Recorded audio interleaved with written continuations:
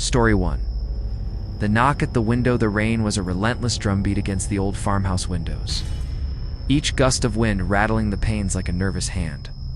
Sarah was alone, her husband away on a business trip, and the isolation of the rural property felt particularly heavy tonight. She whispered, her voice barely audible. No answer, just the rain and the chilling taps. She just settled into bed. The only light in the room, coming from the faint glow of her phone, when a soft, insistent tap-tap echoed from the window beside her. When the darkness returned, the hand was gone. The tapping had stopped. Only the rain continued its endless drumming.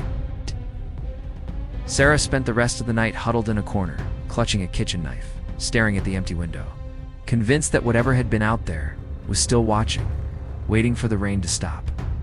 Her heart leaped into her throat. It wasn't the wind. This was too rhythmic, too deliberate. She froze, straining her ears over the downpour.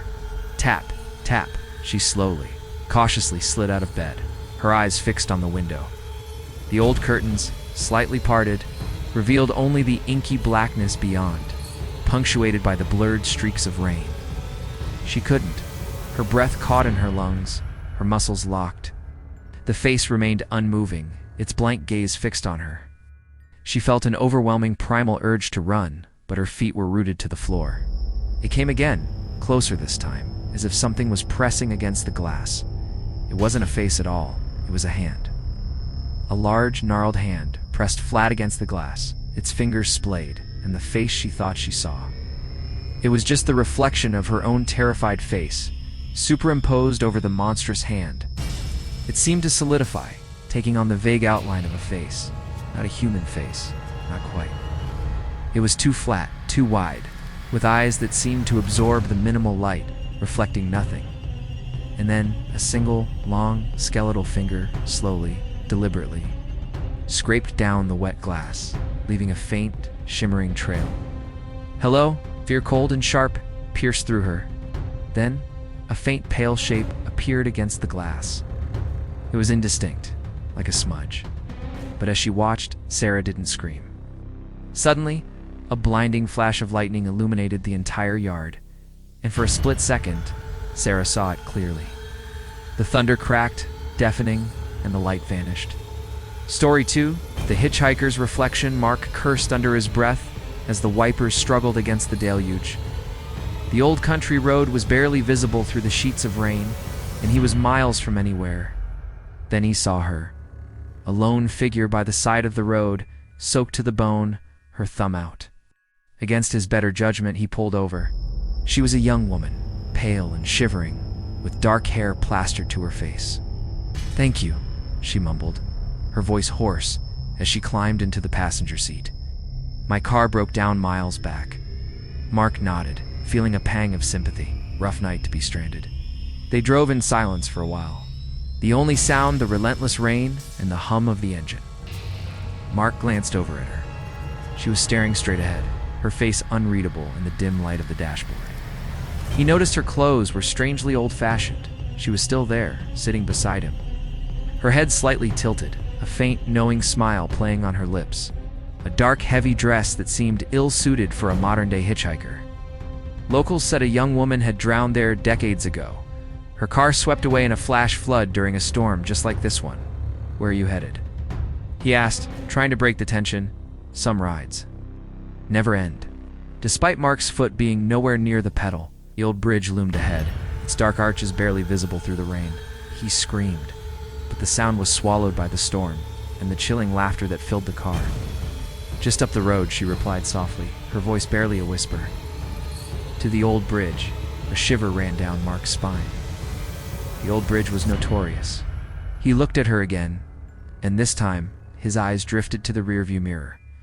What he saw made his blood run cold. In the mirror, the passenger seat was empty. Or perhaps, a trick of the reflection. Slammed on the brakes, the tires squealing on the wet asphalt. He whipped his head around. The seat was still empty. He looked at her. She was still there. He looked back at the mirror. Empty. What was that?" he stammered, his voice trembling. He fumbled with the door handle, desperate to get out. But before he could, she leaned closer, her breath cold against his ear. "Just a trick of the light," she said, her voice now clear and chillingly calm. He looked back at the mirror. Panic seized him. "Shouldn't have stopped," she whispered, her smile widening. The car suddenly lurched forward, accelerating on its own. Story 3. The basement flood. The storm had been raging for hours, and the river at the bottom of old Mr. Henderson's property was rising fast. His grandson, Alex, was helping him move what they could from the basement, a futile effort against the inevitable floodwaters. The power had gone out, Mr. Henderson urged, his voice strained. "She's coming in fast," leaving them to work by the flickering beam of a single flashlight. "Just a few more boxes, Grandpa," Alex panted, struggling with a heavy trunk. Mr. Henderson barked, his face pale in the flashlight beam. The air in the basement was thick with the smell of damp earth and old possessions. A faint gurgling sound was growing louder from the far corner. A dark, murky puddle was spreading rapidly from beneath the old wooden basement door that led to a forgotten sealed-off section of the house, accompanied by a soft splashing sound from behind the door. The water was now ankle-deep, swirling with debris. "Hurry, son," its fingers grasping at the current as if trying to pull itself out. And then a small, childlike face, its eyes wide and vacant, its mouth open in a silent, joyful laugh, just before it was swallowed by the churning water. The house was eventually condemned due to the flood damage. But sometimes, on a rainy night, Alex swears he can still hear it. A faint, childish giggle carried on the wind, echoing from the direction of the old flooded house.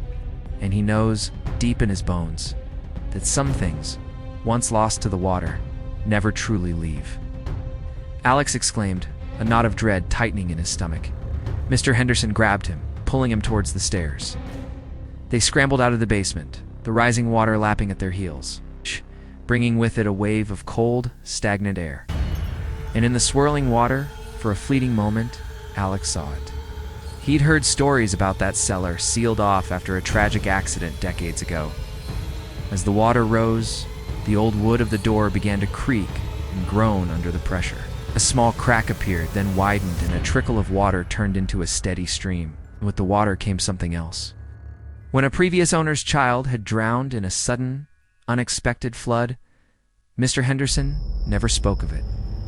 As Alex dragged the trunk, his foot slipped on something wet. He shone the flashlight down. "The old cellar is flooding. Don't go near that door." But it was too late. A faint, childish giggle. Alex froze. "Did you hear that, Grandpa?" Mr. Henderson's eyes were wide with a terror Alex had never seen. "No, just the water. Let's go." But the giggle came again, clearer this time. Suddenly, the old wooden door splintered with a loud crack, bursting inward. A torrent of muddy water surged into the basement. A small, pale hand. Reaching out from the darkness beyond the broken door, Alex screamed, a raw, guttural sound. They never went back down.